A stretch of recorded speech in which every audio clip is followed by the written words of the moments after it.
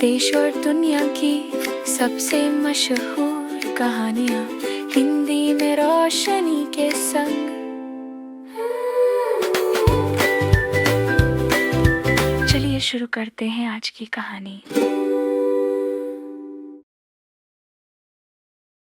हमारे प्रिय श्रोताओं को मैं आज सुनाने वाली हूँ आर्थर कॉनन डॉयल द्वारा लिखी गई the adventure of Black Peter featuring Sherlock Holmes. तो चलिए मित्रों, शुरू करते हैं हमारी आज की मुलाकात। मैंने अपने दोस्त को सन 1895 से ज़्यादा मेंटली और फिजिकली बेहतर हालत में कभी नहीं देखा। उनकी बढ़ती शोहरत के साथ उनकी प्रैक्टिस भी बहुत ज़्यादा हो गई थी, और अगर मैं बेकर स्ट्रीट में हमारे छोटे से घर में आने वाले कुछ मशहूर क्लाइंट्स की पहचान का इशारा भी करूं तो ये मेरी गलती होगी। होम्स हालांकि सभी महान कलाकारों की तरह अपनी कला के लिए जीते थे, और ड्यूक ऑफ हॉल्डरनेस के मामले को छोड़कर मैंने उन्हें अपनी बेमिसाल सेवाओं के लिए शायद ही कभी कोई बड़ा इनाम मांगते देखा हो। वह इतने दुनियादारी से दूर थे या इतने मनमौजी कि वह अक्सर ताकतवर और अमीर लोगों की मदद करने से मना कर देते थे जहां उनकी समस्या उन्हें पसंद नहीं आती थी, जबकि वह किसी ऐसे मामूली क्लाइंट के मामलों को हफ्तों तक पूरी मेहनत करके सुलझाते थे जिनके मामले में वे अजीब और नाटकीय बातें होती थीं जो उनकी कल्पना को पसंद आती थी और उनकी सूझबूझ को चुनौती देती थी। इस यादगार साल 95 में एक के बाद एक कई अजीब और बेमेल मामलों ने उनका ध्यान खींचा, जिसमें कार्डिनल टॉस्का की अचानक मौत की उनकी मशहूर जांच शामिल थी। ये जांच उन्होंने परम पावन पोप की खास इच्छा पर की थी, और विल्सन, जो बदनाम कैनरी ट्रेनर था, की गिरफ्तारी तक, जिसने लंदन के ईस्ट एंड से प्लेग का धब्बा हटा दिया था। इन दो मशहूर मामलों के ठीक बाद वुडमैन ली की दुखद घटना और कैप्टन पीटर कैरी की मौत के आसपास के बहुत ही अजीब हालात सामने आए। मिस्टर शेरलॉक होम्स के कामों का कोई भी रिकॉर्ड पूरा नहीं होगा जिसमें इस बहुत ही अजीब मामले का कुछ ब्यौरा ना हो। जुलाई के पहले हफ्ते में मेरा दोस्त हमारे घर से इतनी बार और इतने लंबे समय तक गायब रहा कि मुझे पता था कि उसके पास कुछ न कुछ खास है। इस दौरान कई बदतमीज दिखने वाले लोगों ने फोन करके कैप्टन बेसिल के बारे में पूछा, जिससे मुझे समझ आया कि होम्स उन कई भेषों और नामों में किसी एक के नीचे कहीं काम कर रहा था जिनसे वह अपनी खतरनाक पहचान छिपाता था। लंदन के अलग अलग हिस्सों में उसके कम से कम 5 छोटे ठिकाने थे जहां वह अपनी पर्सनैलिटी बदल सकता था। उसने मुझे अपने काम के बारे में कुछ नहीं बताया, और किसी पर जबरदस्ती भरोसा करना मेरी आदत नहीं थी। उसकी इन्वेस्टिगेशन जिस दिशा में जा रही थी, उसका पहला पॉजिटिव इशारा जो उसने मुझे दिया वह बहुत खास था। वह नाश्ते से पहले बाहर चला गया था और मैं अपना नाश्ता करने बैठा था। तभी वह कमरे में आया। उसकी टोपी सर पर थी और उसकी बाह के नीचे एक बड़ा कांटेदार भाला छाते की तरह छिपा हुआ था। हे भगवान होम्स, मैं चिल्लाया, अब ये मत कहना कि तुम उस चीज के साथ लंदन भर में घूम रहे हो। मैं कसाई की दुकान तक गाड़ी चलाकर आया और फिर वापस आ गया। कसाई? और मैं बहुत अच्छी भूख के साथ लौटा हूं मेरे प्यारे वॉटसन। नाश्ते से पहले एक्सरसाइज की अहमियत पर कोई सवाल नहीं हो सकता, लेकिन मैं शर्त लगाने को तैयार हूं कि आप अंदाजा नहीं लगा पाएंगे कि मेरी एक्सरसाइज ने क्या रूप लिया है। मैं इसकी कोशिश भी नहीं करूंगा। कॉफी डालते हुए वह हंस पड़ा। अगर आप एलार्डिस की दुकान के पिछले हिस्से में देख पाते तो आपको छत से लगा हुआ, हुक से लटका हुआ एक मरा हुआ सूअर दिखता, और शर्ट पहने एक आदमी गुस्से से इस हथियार से उस पर वार कर रहा था। मैं वो एनर्जेटिक इंसान था, और मैंने खुद को यकीन दिला लिया है कि अपनी पूरी ताकत लगाकर भी मैं एक सूअर को एक ही वार में नहीं मार सकता। क्या आप कोशिश करना चाहेंगे? बिल्कुल भी नहीं, किसी भी चीज के लिए नहीं। लेकिन तुम ये क्यों कर रहे थे? क्योंकि मुझे लगा कि इसका वुडमैन ली के रहस्य से कोई लेना देना नहीं है। हॉपकिंस, मुझे कल रात तुम्हारा ताल मिला और मैं तुम्हारा इंतजार कर रहा था। आओ और हमारे साथ बैठो। हमारे विजिटर एक बहुत ही चौकन्ने आदमी थे, 30 साल के, शांत ट्वीड सूट पहने हुए, लेकिन उनका हाव भाव वैसा था जैसे कोई ऑफिशियल यूनिफॉर्म पहनने वाला हो। मैंने उन्हें तुरंत पहचान लिया। वे स्टैनली हॉपकिंस थे, एक युवा पुलिस इंस्पेक्टर जिनके भविष्य से होम्स को बहुत उम्मीदें थी, जबकि उन्होंने बदले में मशहूर शौकिया के साइंटिफिक तरीकों के लिए एक स्टूडेंट की तरह तारीफ और सम्मान दिखाया। हॉपकिंस का माथा चढ़ा हुआ था और वे गहरी उदासी के साथ बैठ गए। नहीं धन्यवाद सर, आने से पहले मैंने नाश्ता कर लिया था। मैं रात शहर में ही बिताऊंगा क्योंकि मैं कल रिपोर्ट करने आया था। और आपको क्या रिपोर्ट करना था? नाकामयाबी सर, पूरी तरह नाकामयाबी। तुमने कोई प्रोग्रेस नहीं की? कोई नहीं। हे भगवान, लगता है मुझे इस मामले को देखना होगा। मैं भगवान से दुआ करता हूँ कि आप ऐसा करें मिस्टर होम्स। ये मेरा पहला बड़ा मौका है और मैं अपनी ही समझ के बाहर हो गया हूँ। भगवान के लिए नीचे आइए और मेरी मदद कीजिए। अच्छा, ऐसा हुआ कि मैंने पहले ही सारे मौजूद सबूत, जिसमें जांच रिपोर्ट भी शामिल है, ध्यान से पढ़ लिए हैं। वैसे क्राइम सीन पर मिले उस तंबाकू के पाउच के बारे में आपका क्या कहना है?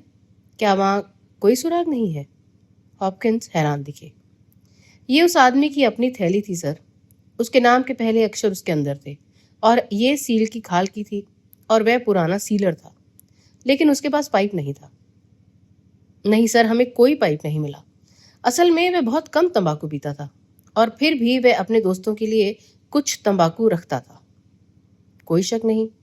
मैं इसका जिक्र सिर्फ इसलिए कर रहा हूँ क्योंकि अगर मैं ये केस देख रहा होता तो मैं अपनी इन्वेस्टिगेशन की शुरुआत इसी से करता।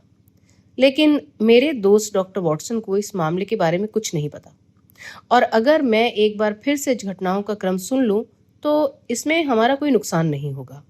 बस हमें जरूरी बातों का कुछ छोटा सा ब्यौरा दे दो। स्टेनली हॉपकिंस ने अपने जेब से कागज की एक पर्ची निकाली। मेरे पास कुछ तारीखें हैं जिनसे आप मरे हुए आदमी कैप्टन पीटर कैरी के करियर के बारे में पता कर सकते हैं। उसका जन्म 45 सन में हुआ था, 50 साल की उम्र। वे बहुत हिम्मत वाले और सफल सील और वेलर मछुआरे थे। 1883 में उन्होंने डंडी के स्टीम सीलर सी यूनिकॉर्न को कमांड किया था। उसके बाद उन्होंने लगातार कई सफल यात्राएं की और अगले साल 1884 में वे रिटायर हो गए। उसके बाद उन्होंने कुछ साल यात्रा की और आखिर में उन्होंने ससेक्स में फॉरेस्ट रो के पास वुडमन ली नाम की एक छोटी सी जगह खरीदी। वहां वे 6 साल रहे और वहीं आज ही एक हफ्ते पहले उनकी मौत हो गई। इस आदमी में बहुत कुछ अनोखी बातें थी। आम जिंदगी में वह एक पक्का प्यूरिटन था, एक चुप उदास आदमी। उसके घर में उसकी पत्नी, उसकी 20 साल की बेटी और 2 नौकरानियां थी। ये नौकरानियां लगातार बदलती रहती थी क्योंकि कभी भी वहां का माहौल बहुत अच्छा नहीं होता था और कभी कभी तो सब बर्दाश्त से बाहर हो जाता था। वह आदमी कभी कभी शराब पीता था और जब उसे दौरा पड़ता था तो वह एकदम शैतान बन जाता था। वह अपनी पत्नी और बेटी को आधी रात को घर से बाहर निकाल देता था और उन्हें पार्क में तब तक पीटता था जब तक कि गेट के बाहर पूरा गांव उनकी चीखों से जाग नहीं जाता था। उसे एक बार बूढ़े पादरी पर खतरनाक हमला करने के लिए बुलाया गया था, जिसने उसे उसके बर्ताव पर डांटने के लिए बुलाया था। आसान शब्दों में मिस्टर होम्स, पीटर कैरी से ज्यादा खतरनाक आदमी मिलने में आपको बहुत समय लगेगा। और मैंने सुना है कि जब वह अपने जहाज को कमांड करता था तो उसका स्वभाव भी वैसा ही था जैसा कि मैं आपको बता रहा हूँ। उस काम की वजह से उसे ब्लैक पीटर के नाम से जाना जाता था और ये नाम उसे सिर्फ उसके सांवले रंग और बड़ी दाढ़ी की वजह से नहीं बल्कि उसके अटपटे और विचित्र स्वभाव और हरकतों की वजह से भी दिया गया था, जिससे उसके आसपास के लोग उससे डरे रहते थे। मुझे कहने की जरूरत नहीं है कि उसके सभी पड़ोसी उससे नफरत करते थे और उससे दूर रहते थे, और मैंने उसके भयानक अंत के बारे में दुख का एक भी शब्द किसी को कहते नहीं सुना। मिस्टर होम्स, आपने इंक्वेस्ट की रिपोर्ट में उस आदमी के केबिन के बारे में पढ़ा होगा, लेकिन शायद आपके दोस्त ने इसके बारे में नहीं सुना होगा। उसने अपने लिए एक लकड़ी का आउट हाउस बनाया था। वह हमेशा इसे केबिन कहता था, अपने घर से कुछ 100 गज की दूरी पर, और यहीं वह हर रात सोता था। ये एक छोटी एक कमरे वाली झोपड़ी थी, 16 फीट गुना 10 फीट की। वह चाबी अपनी जेब में रखता था, अपना बिस्तर खुद बनाता था, खुद ही उसे साफ करता था और किसी और को दहलीज पार करने की इजाजत नहीं देता था। दोनों तरफ छोटी खिड़कियां थी जो पर्दों से ढकी हुई थी और कभी नहीं खुलती थी। इनमें से एक खिड़की सड़क की तरफ थी और जब रात में उसमें लाइट जलती थी तो लोग एक दूसरे को उसकी ओर इशारा करते थे और सोचते थे कि ब्लैक पीटर वहां क्या कर रहा है। यही वह खिड़की है मिस्टर होम्स जिसने हमें इंक्वेस्ट में सामने आए कुछ पॉजिटिव सबूतों में से एक दिया।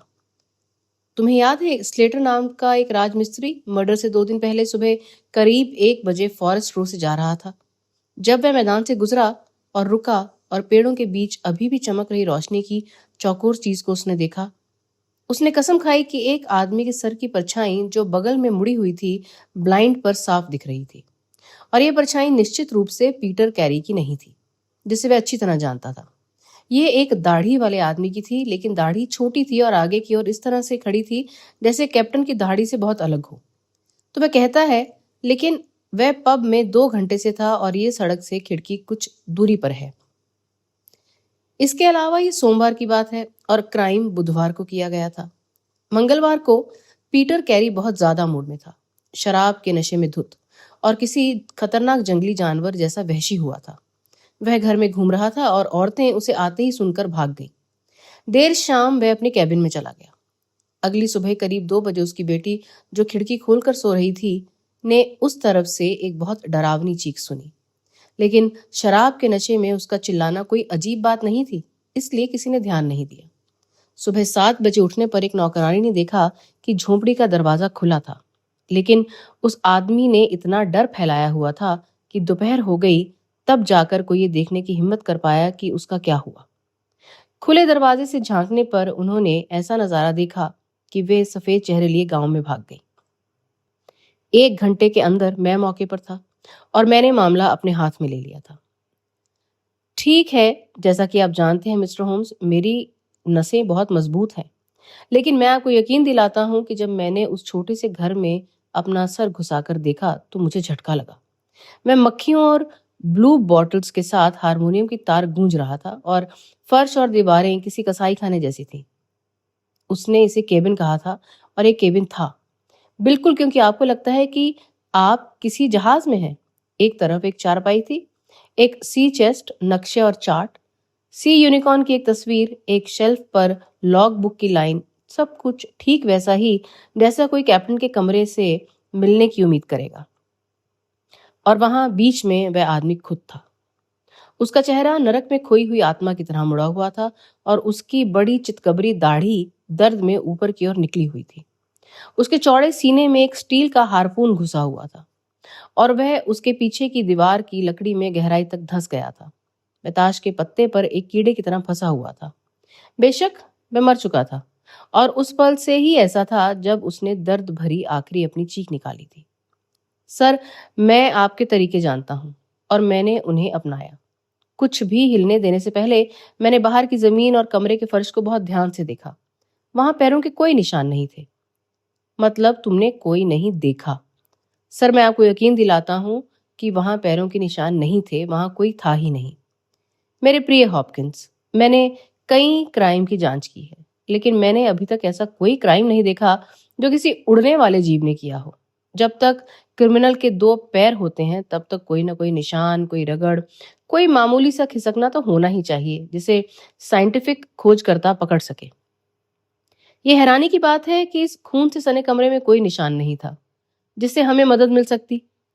हालांकि जांच से मुझे पता चला है कि ऐसी कुछ चीजें थीं जिन्हें आप नजरअंदाज नहीं कर पाए। युवा इंस्पेक्टर मेरे साथी की मजाकिया बातों से चिढ़ गया। मिस्टर होम्स, मैं बेवकूफ था कि मैंने आपको उस समय अंदर नहीं बुलाया, लेकिन अब इसके लिए दुआ करने की जरूरत नहीं है। हाँ, कमरे में कई ऐसी चीजें थीं जिन पर खास ध्यान देने की जरूरत थी। उनमें से एक हार्पून था जिससे काम किया गया था। इसे दीवार पर लगे रैक से खींचकर नीचे उतारा गया था। 2 और वहीं रह गईं और तीसरे के लिए खाली जगह थी। स्टॉक पर SSC यूनिकॉर्न डंडी खुदा हुआ था। इससे साबित होता है कि क्राइम गुस्से में किया गया था और कातिल ने रास्ते में आने वाले पहले हथियार को ही पकड़ लिया था। ये बात कि क्राइम सुबह 2 बजे किया गया था और फिर भी पीटर कैरी पूरे कपड़े पहने हुए थे, इससे पता चलता है कि उनका कातिल से मिलने का अपॉइंटमेंट था, जो इस बात से पता चलता है कि टेबल पर रम की एक बोतल और 2 गंदे गिलास रखे थे। हाँ, होम्स ने कहा, मुझे लगता है कि दोनों ही बातें सही हैं। क्या कमरे में रम के अलावा कोई और स्पिरिट थी? हाँ, सी चेस्ट पर ब्रांडी और विस्की वाला एक टेंटाल्स था, लेकिन ये हमारे लिए कोई मायने नहीं रखता क्योंकि डिकेंटर भरे हुए थे और इसलिए इसका इस्तेमाल नहीं किया गया था। होम्स ने कहा, इस सब के बावजूद उसकी मौजूदगी का कुछ तो महत्व है। लेकिन आइए हम उन चीजों के बारे में कुछ और सुने जो आपको इस केस से जुड़ी लगती हैं। मेज पर तंबाकू का पाउच था। टेबल के कौन से हिस्से पर? ये बीच में बड़ा था। ये मोटे सील स्किन का था, सीधे बालों वाला, जिसे बांधने के लिए चमड़े का एक पट्टा था।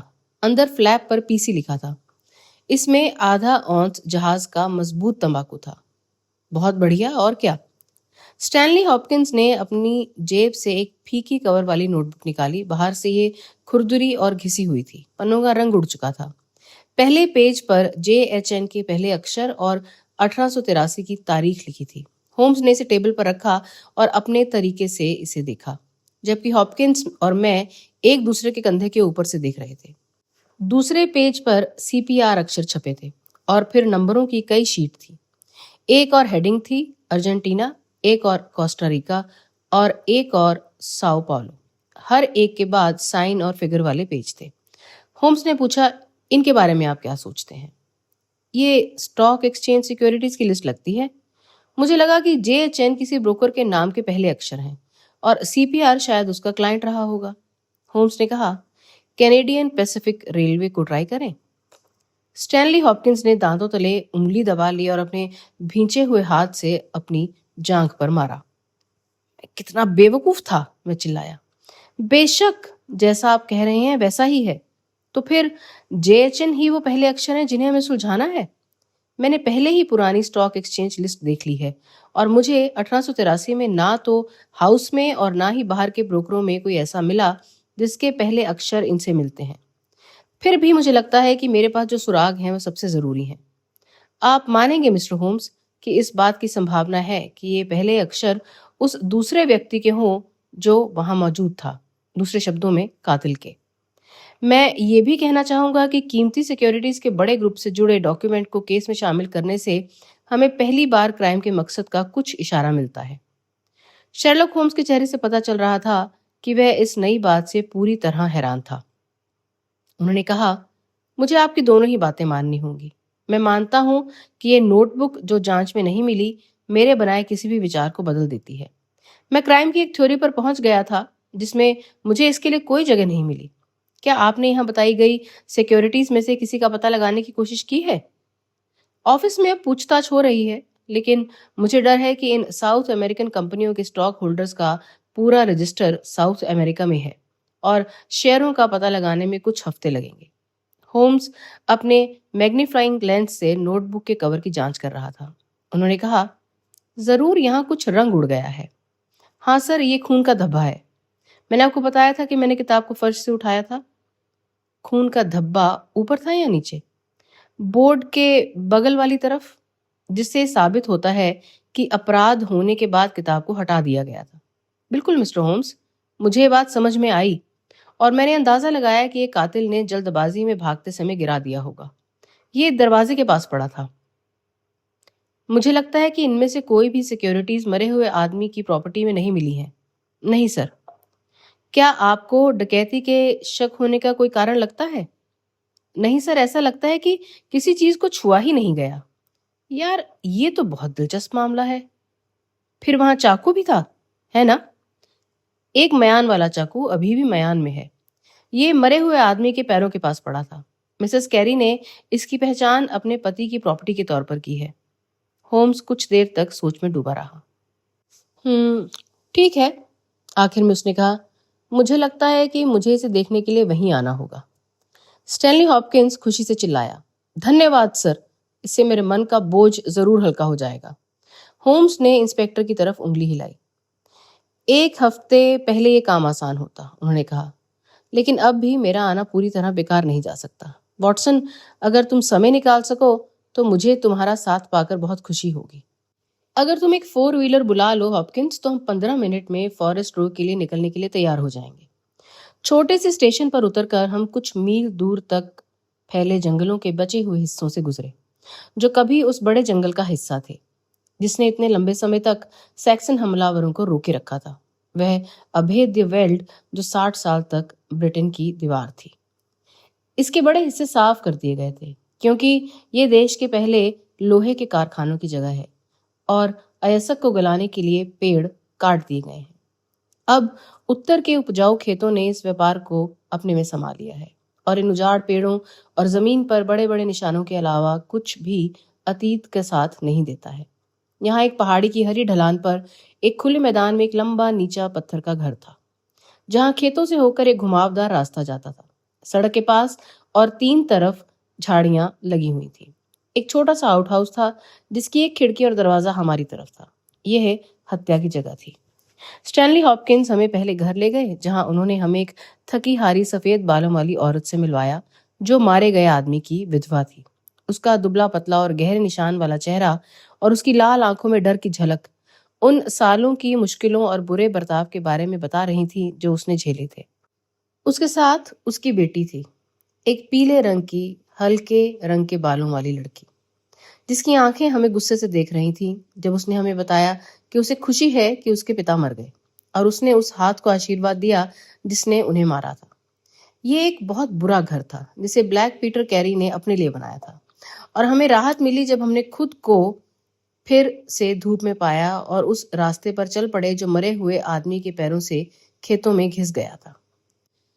आउट हाउस सबसे सादा था, लकड़ी की दीवारों वाला, एक ही छत वाला, दरवाजे के पास एक खिड़की और दूसरी तरफ एक खिड़की। स्टैनली हॉपकिंस ने अपनी जेब से चाबी निकाली और ताले के पास झुका ही था कि उसके चेहरे पर ध्यान और हैरानी का भाव था। वह रुक गया। उसने कहा, किसी ने इसके साथ छेड़छाड़ की है? इस बात पर कोई शक नहीं हो सकता था। लकड़ी का काम कटा हुआ था और खरोंचें पेंट के ऊपर से सफेद दिख रही थी, जैसे कि वे उसी समय की गई हों। होम्स खिड़की देख रहा था। किसी ने इसे भी जबरदस्ती यहाँ घुसने की कोशिश की है। जो भी था, वह अंदर नहीं घुस पाया। वह जरूर कोई बहुत ही मूर्ख चोर रहा होगा। इंस्पेक्टर ने कहा, यह बहुत अजीब बात है। मैं कसम खा सकता हूँ कि ये निशान कल शाम तक यहाँ नहीं थे। मैंने सुझाव दिया, शायद गांव का कोई जिज्ञासु व्यक्ति होगा।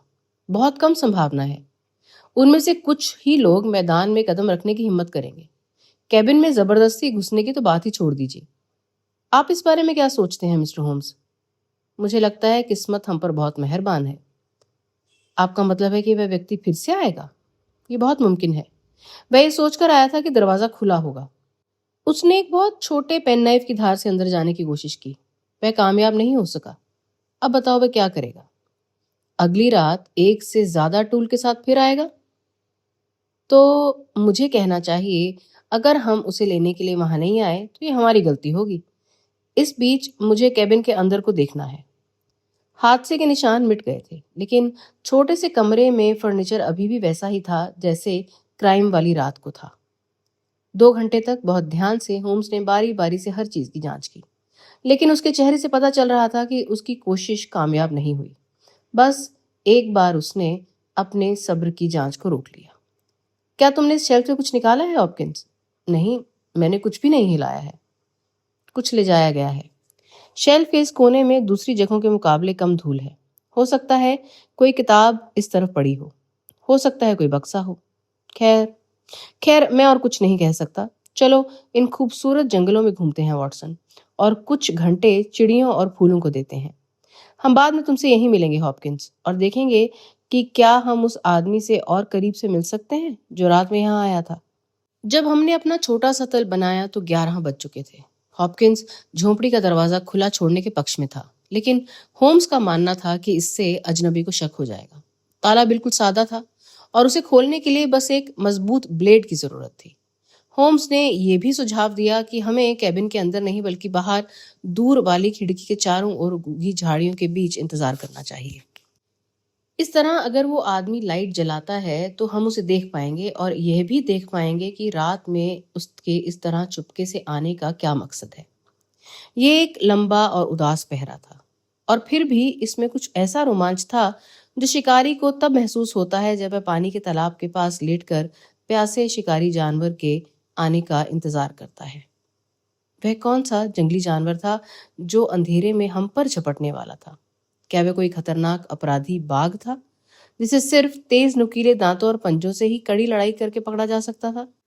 या वे कोई छिपकर रहने वाला सियार साबित होगा जो सिर्फ कमजोर और बेखबर लोगों के लिए खतरनाक होता है।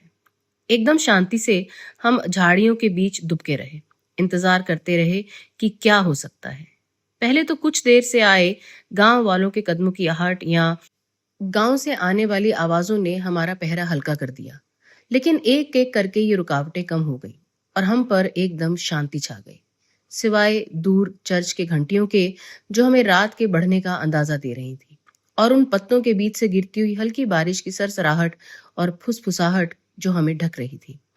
2:30 बज चुके थे और सुबह होने से पहले के समय का अंधेरा था जब हम गेट की तरफ से एक धीमी लेकिन तेज क्लिक की आवाज से चौंक गए।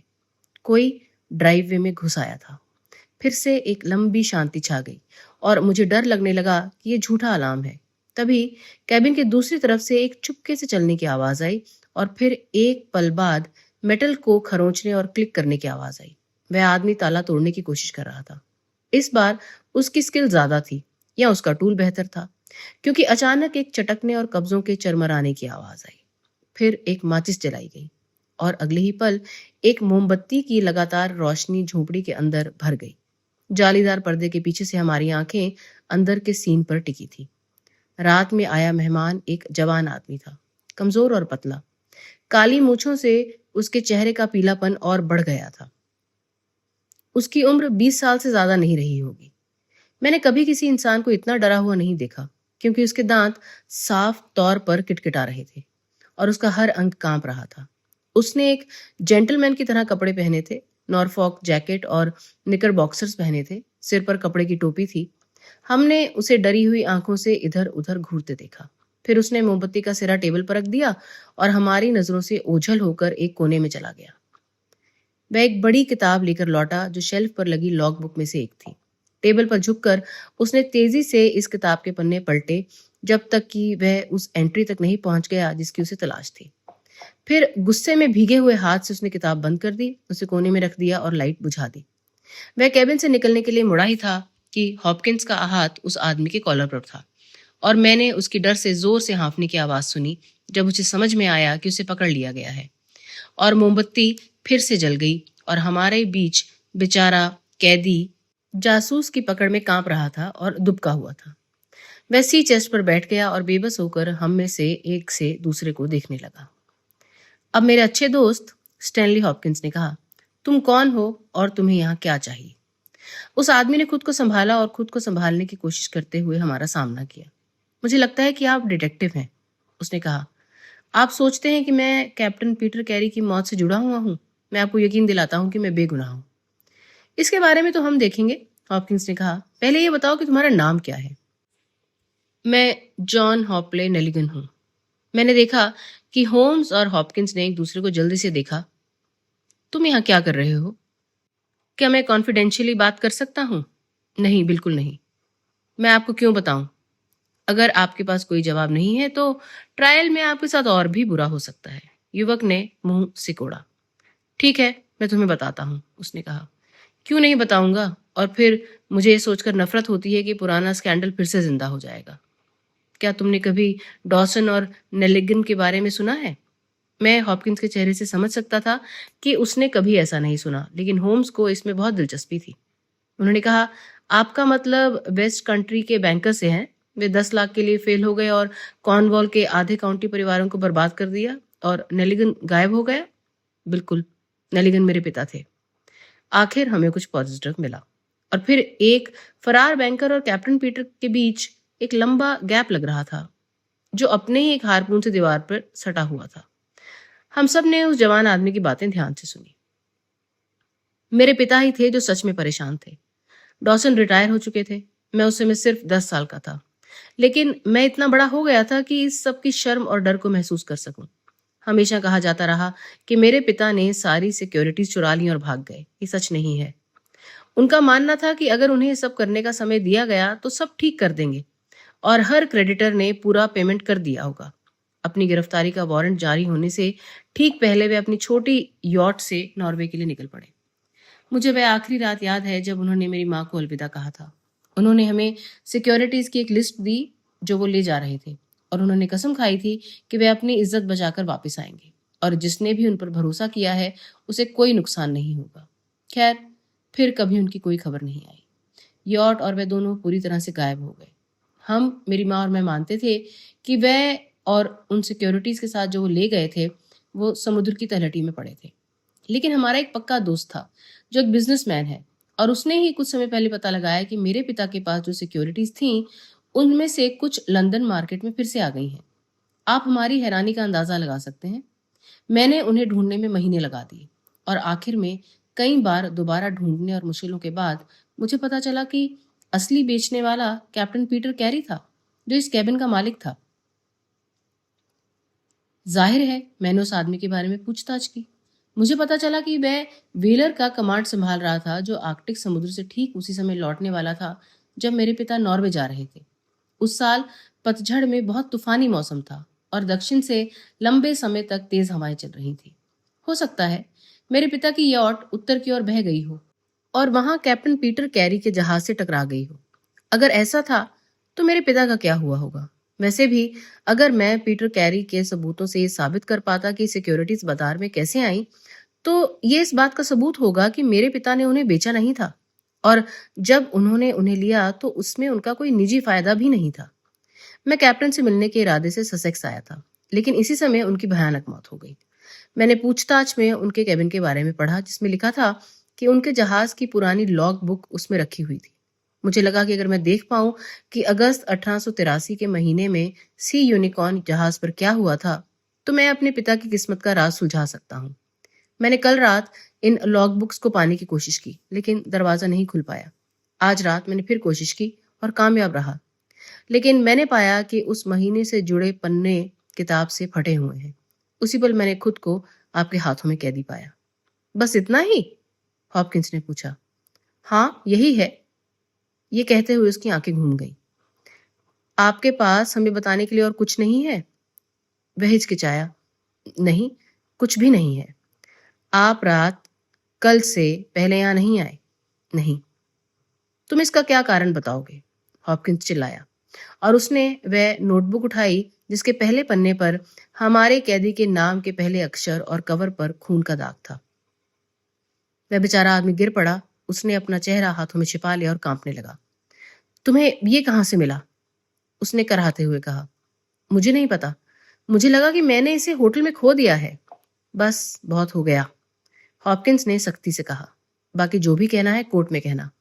अब आप मेरे साथ पुलिस स्टेशन चलेंगे।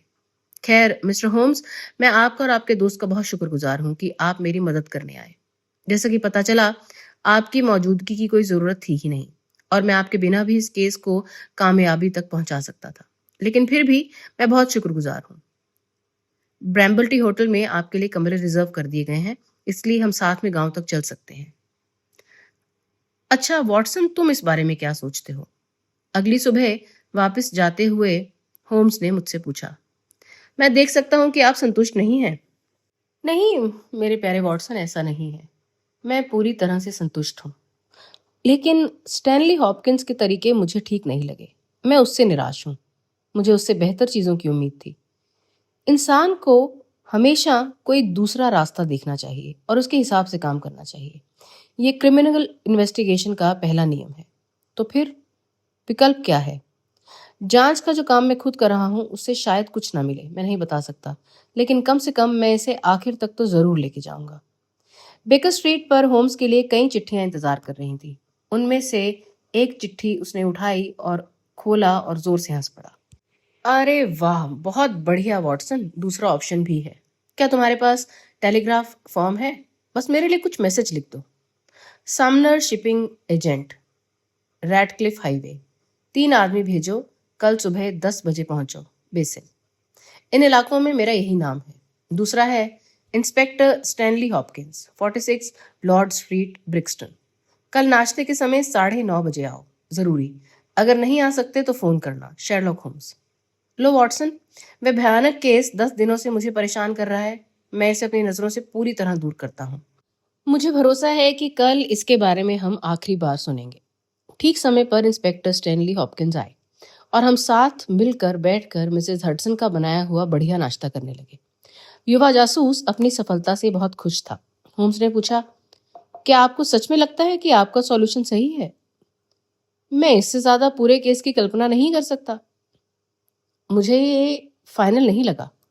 आप मुझे हैरान कर रहे हैं मिस्टर होम्स। इससे ज्यादा हमें और क्या चाहिए? क्या आपकी जानकारी में हर बात शामिल है? बेशक। मुझे पता चला है कि यंग नेलिगन क्राइम वाले दिन ही ब्रैम्बल लेटी होटल पहुंचा था। वह गोल्फ खेलने के बहाने आया था। उसका कमरा ग्राउंड फ्लोर पर था और वह जब चाहे बाहर निकल सकता था। उसी रात वह वुडमन ली गया। उसने कैबिन में पीटर कैरी को देखा, उससे झगड़ा किया और उसे हारपून से मार डाला। फिर अपने किए से डरकर वह वहां से भाग गया और नोटबुक वहीं छोड़ गया जो वह पीटर कैरी से इन अलग अलग सिक्योरिटीज के बारे में पूछने के लिए लाया था। आपने देखा होगा कि उनमें से कुछ पर निशान लगे थे और बाकी पर, ज्यादातर पर निशान नहीं थे। जिन पर निशान लगे थे वे लंदन के बाजार में मिल गए, लेकिन बाकी शायद अभी भी कैरी के पास थे। और युवा नेलिगन अपने हिसाब से अपने पिता के क्रेडिटर्स के साथ जस्टिस करना चाहता था। वो उन्हें वापस पाने के लिए बेचैन था।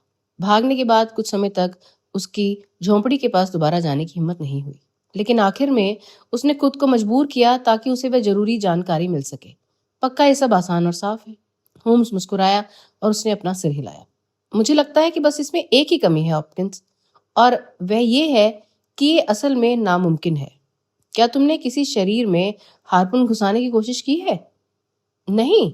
अरे अरे मेरे प्यारे सर, तुम्हें सच में इन डिटेल्स पर ध्यान देना होगा। मेरा दोस्त वॉटसन तुम्हें बता सकता है कि मैंने उस एक्सरसाइज में पूरी सुबह लगा दी। ये कोई आसान काम नहीं है और इसके लिए एक मजबूत और प्रैक्टिस्ड हाथ चाहिए। लेकिन ये वार इतनी जोर से किया गया था कि हथियार का सिरा दीवार में गहराई तक धंस गया। क्या तुम सोच सकते हो कि ये खून की कमी वाला लड़का इतना डरावना हमला कर सकता है? क्या ये वही आदमी है जो आधी रात में ब्लैक पीटर के साथ रम और पानी पी के घूम रहा था? क्या ये उसका चेहरा था जो 2 रात पहले अंधेरे में देखा गया था? नहीं नहीं हॉपकिंस, ये कोई और बहुत ज्यादा खतरनाक इंसान है जिसे हमें ढूंढना होगा। होम्स के भाषण के दौरान जासूस का चेहरा पीला पड़ता जा रहा था।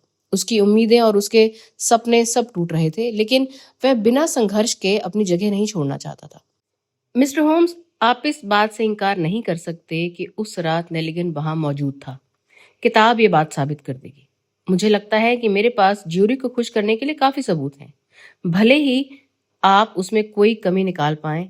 इसके अलावा मिस्टर होम्स, मैंने अपने आदमी पर हाथ डाल दिया है। जहां तक आपके इस बुरे इंसान की बात है, वह कहाँ है? होम्स ने शांति से कहा, मुझे लगता है कि वह सीढ़ियों पर है। वॉटसन, मुझे लगता है कि तुम्हें अपनी रिवॉल्वर ऐसी जगह रखनी चाहिए जहां वह तुम्हारी पहुंच में हो। वह उठा और एक लिखा हुआ कागज साइड टेबल पर रख दिया। उसने कहा, अब हम तैयार हैं। बाहर कुछ लोग भारी आवाज में बातें कर रहे थे और अब मिसेस हडसन ने दरवाजा खोलकर बताया कि 3 आदमी कैप्टन बेसिल के बारे में पूछ रहे हैं। होम्स ने कहा, उन्हें एक एक करके अंदर भेज दीजिए। सबसे पहले जो अंदर आया वह एक छोटा सा रिब्स्टन पिपिन जैसा आदमी था, जिसके गाल लाल और साइड में सफेद मूछें थी। होम्स ने अपनी जेब से एक चिट्ठी निकाली थी। क्या नाम? उसने पूछा। जेम्स लैकेंस्टर। मुझे माफ करना लैकेंस्टर, लेकिन बर्थ भर गई है।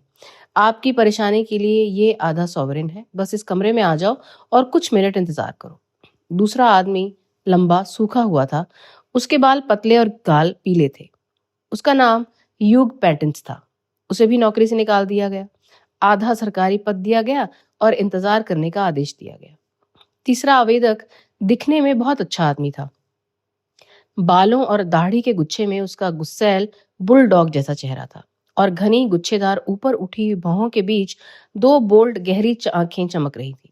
उसने सल्यूट किया और नाविक की तरह खड़ा हो गया, अपनी टोपी हाथ में घुमाते हुए। आपका नाम? होम्स ने पूछा। पैट्रिक कैनर्स। हार्पूनर? जी सर, 26 यात्राएं। मेरे विचार से डंडी। जी श्रीमान। और एक एक्सप्लोरिंग शिप के साथ काम करने के लिए तैयार? जी श्रीमान। क्या वेतन? 8 पाउंड प्रति माह। क्या आप तुरंत शुरू कर सकते हैं? जैसे ही मुझे मेरी किट मिल जाएगी। क्या आपके पास आपके कागजात हैं? जी सर। उसने अपनी जेब से घिसे पिटे और चिकने फॉर्म का एक बंडल निकाला। होम्स ने उन पर नजर डाली और उन्हें लौटा दिया। तुम ही वो आदमी हो जिसे मैं चाहता हूं, उसने कहा।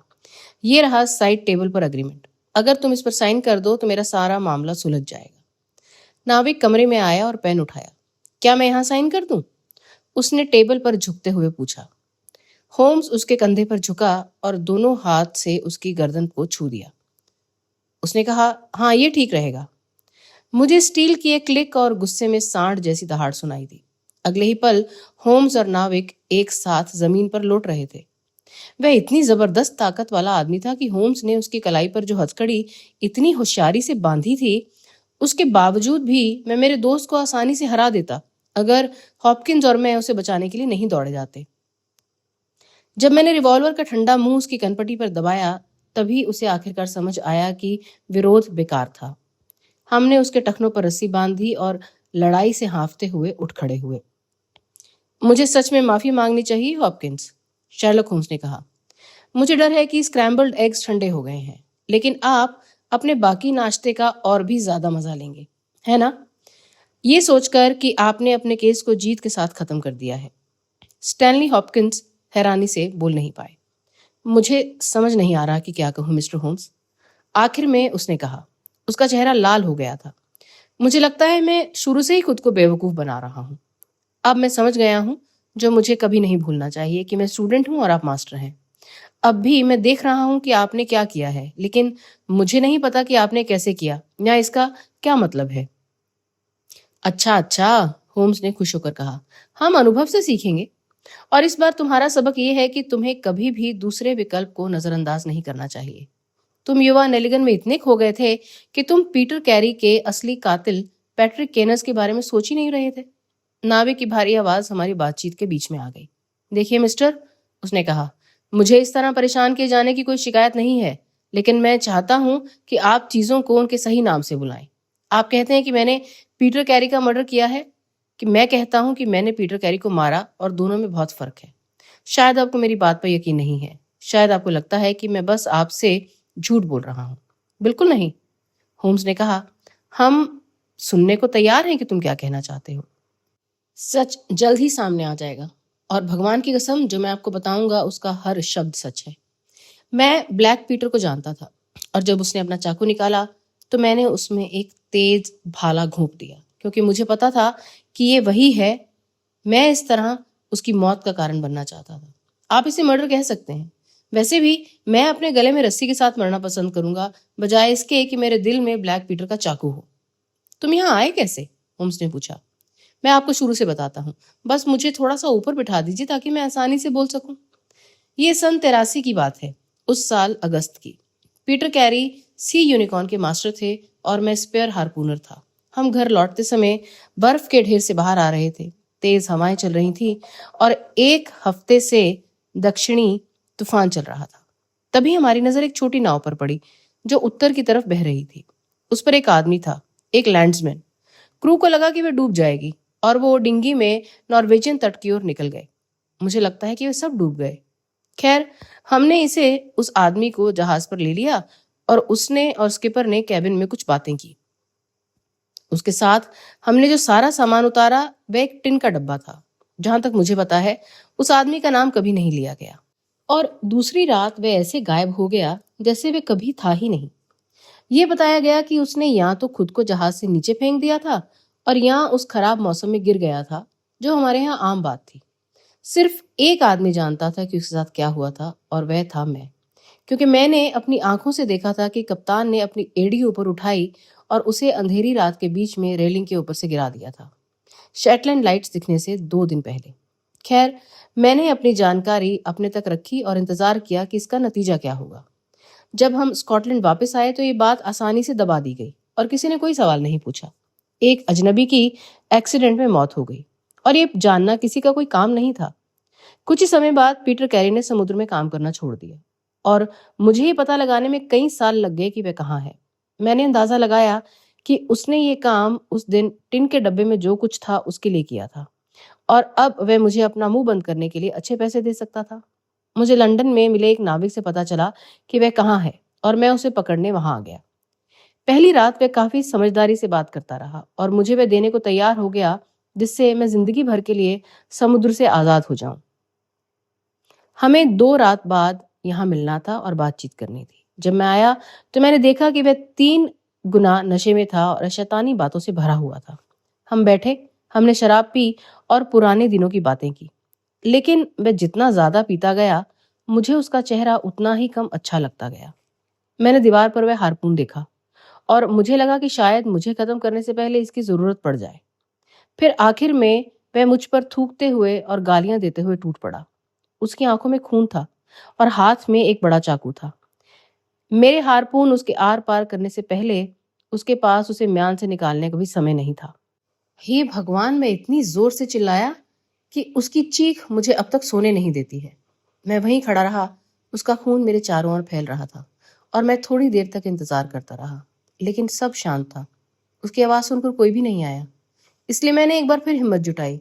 मैंने इधर उधर देखा तो टिन का डिब्बा शेल्फ पर रखा था। वैसे भी उस पर मेरा भी उतना ही हक था जितना पीटर कैरी का, इसलिए मैं उसे लेकर कैबिन से निकल गया।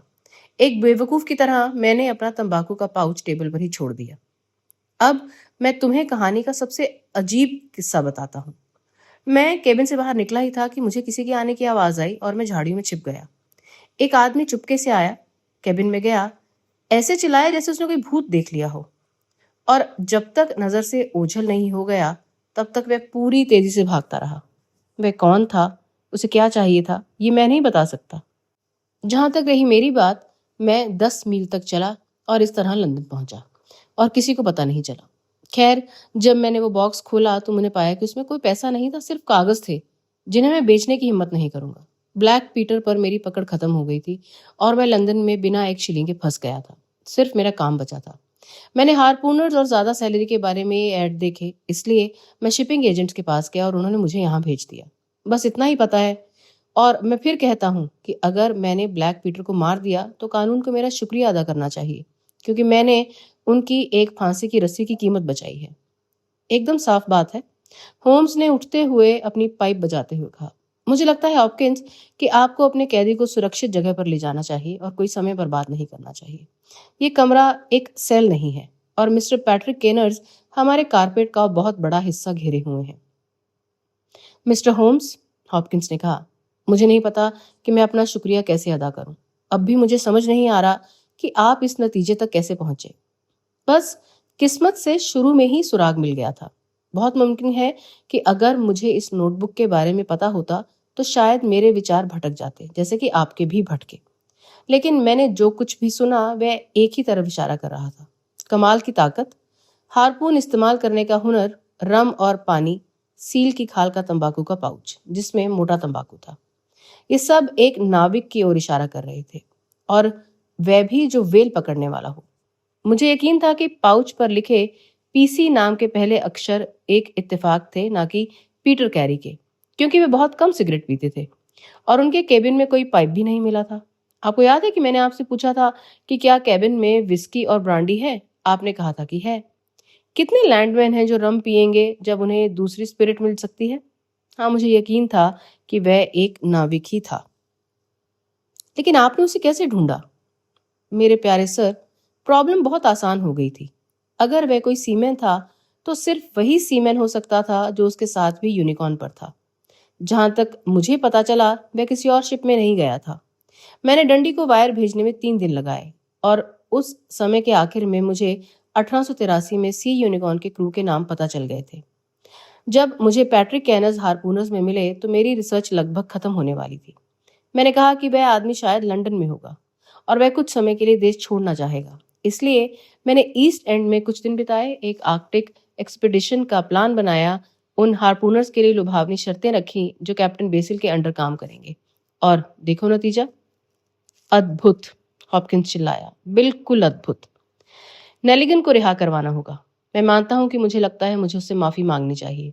टिन का डब्बा उसे वापस करना होगा, लेकिन हाँ, पीटर कैरी ने जो सिक्योरिटीज बेची हैं वे हमेशा के लिए चली गई हैं। हॉपकिंस, कैब वहां है। अगर तुम अपने आदमी को हटा सकते हो तो प्लीज। अगर तुम्हें ट्रायल के लिए मेरी जरूरत है तो मेरा और वॉटसन का पता नॉर्वे में कहीं होगा। मैं बाद में डिटेल्स भेज दूंगा। तो चलिए दोस्तों, इस दिलचस्प कहानी के साथ हमारी मुलाकात को अब यहीं समाप्त करते हैं। मैं हूं आपकी दोस्त रोशनी और आप सुन रहे हैं बातचीत and short stories with Roshni.